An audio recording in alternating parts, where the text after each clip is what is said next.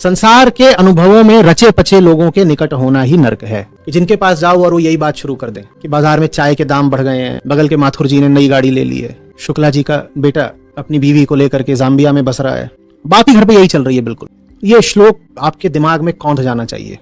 संसार के विषयों में रचे पचे लोगों की संगति ही नर्क है। और वो इन सब विषयों की बात इतनी गंभीरता से करेंगे जैसे बिल्कुल मुक्त मोक्ष परमात्मा की बात हो रही हो, और इधर उधर की आप उनके संदर्भ में कोई बात करिए, उनसे कहिए वेदांत उपनिषद, ऐसे इधर उधर देखने लगेंगे।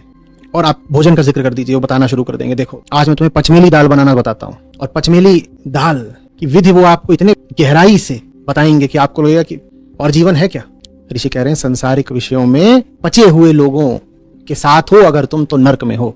जो भी कोई आप में सर्वाधिक रुचि और गहरी उत्सुकता यही रखता हो कि आप खा क्या रहे हैं, आप कमा कितना रहे हैं, आप पहन क्या रहे हैं, और आप शादी कितनी कर रहे हैं या कब कर रहे हैं या कब नहीं कर रहे हैं, या आप बच्चा कब पैदा कर रहे हैं, या आप मकान कब बनवा रहे हैं, या गाड़ी कब खरीद रहे हैं, जिस भी किसी का आपसे रिश्ता ही इन्हीं बातों पर आधारित हो, बस जान लीजिए कि यही व्यक्ति नर्क है आपके लिए। वो आपसे और कोई बात कर ही नहीं सकता, जब भी मिलेगा यही बात करेगा। नई गाड़ी कब आ रही है, ये घर कब छोड़ रहे हो, और आज खाने में क्या बना है, कुछ पैसे बढ़े कि नहीं बढ़े, शिकागो घूम के आए तुम कि नहीं आए अभी। उसके पास कोई विषय ही नहीं है आपसे इसके अतिरिक्त बात करने का। बचिएगा।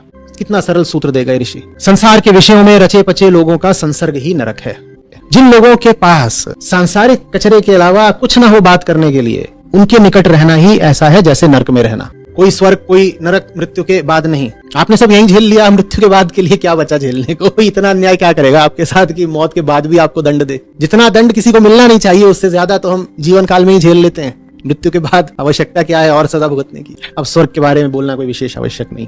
तुम नरक से बच जाओ, यही स्वर्ग है। जो नरक में नहीं है वो स्वर्ग में ही है।